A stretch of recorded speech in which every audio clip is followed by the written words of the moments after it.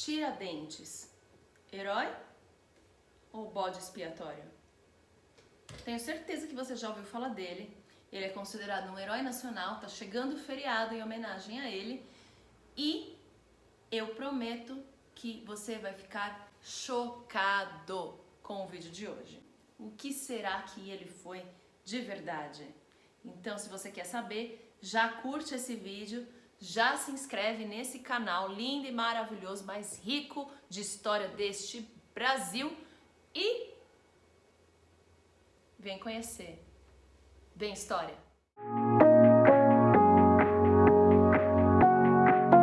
Joaquim da Silva Xavier.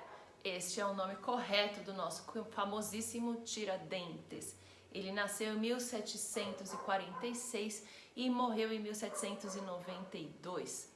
Ele não era de família rica, ok?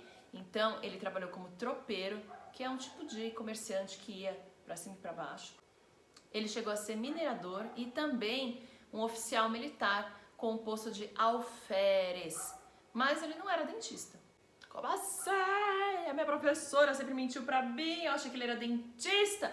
Calma, respira, que eu vou te explicar. Sabe o que é? No século XVIII não existia a profissão dentista. Pois é, meu anjo. Quem é que arrancava os dentes da população quando tinha algum problema eram os barbeiros. É, o cara que corta cabelo de homem. Essa extração de dente era de forma bem simples, bem dolorosa e não existia tratamento dentário da forma que a gente conhece hoje. Em 1631, a coroa portuguesa proibiu essa extração de dente feita dessa forma horrível.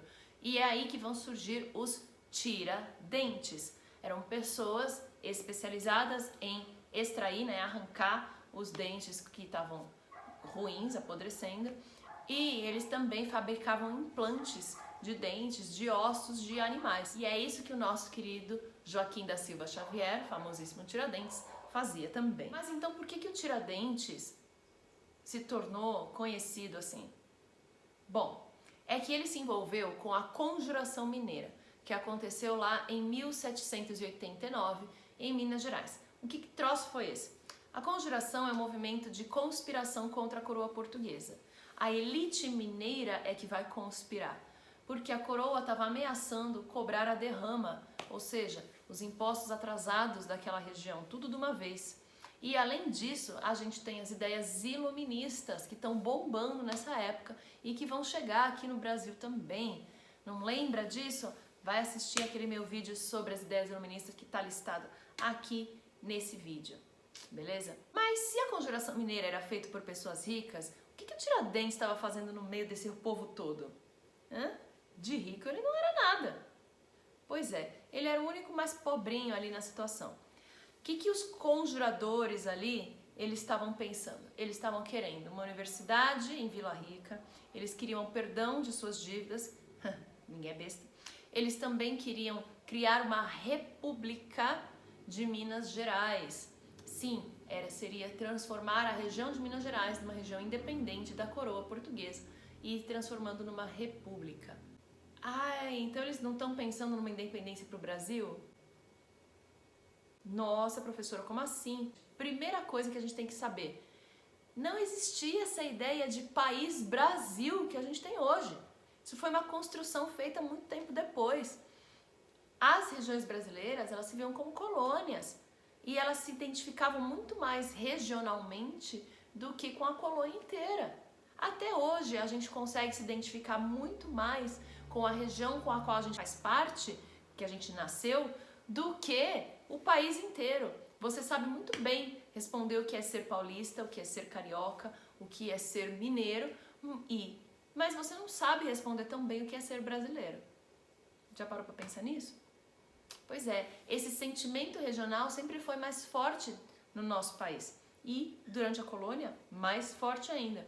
Então eles não estavam pensando de jeito nenhum na colônia inteira, eles pensavam na região de Minas Gerais. Guarda isso. Então, Pro, você está querendo dizer que o Tiradentes não pode ser considerado um herói da República? Se a gente pensar do Brasil inteiro, não. Se a gente pensar de Minas Gerais, sim. Mas vamos entender isso um pouquinho melhor. A Conjuração Mineira foi delatada por um dos membros internos, famoso X9, sempre tem, pois é. E de todos os membros que foram presos, só o Tiradentes foi condenado à morte. Ele foi enforcado e depois esquartejado. Para quem não sabe, esquartejar é cortar os membros do corpo e sair espalhando pelo país, pela colônia no caso. E os outros? Eles receberam penas menores, alguns foram degredados, ou seja, mandados para outros lugares fora do Brasil e depois acabaram voltando. Por que então que a coroa portuguesa vai matar só o Tiradentes? Se você pensou porque ele era o único pobre, din, din, din, você acertou! Pois é, você acha mesmo que eles vão matar toda a elite mineira? Não são loucos de fazer isso, tá? Eles vão pegar aquele que é o elo mais fraco, que era o mais pobre dessa conspiração toda, e usar esta pessoa como um exemplo. Por que essa morte é tão violenta?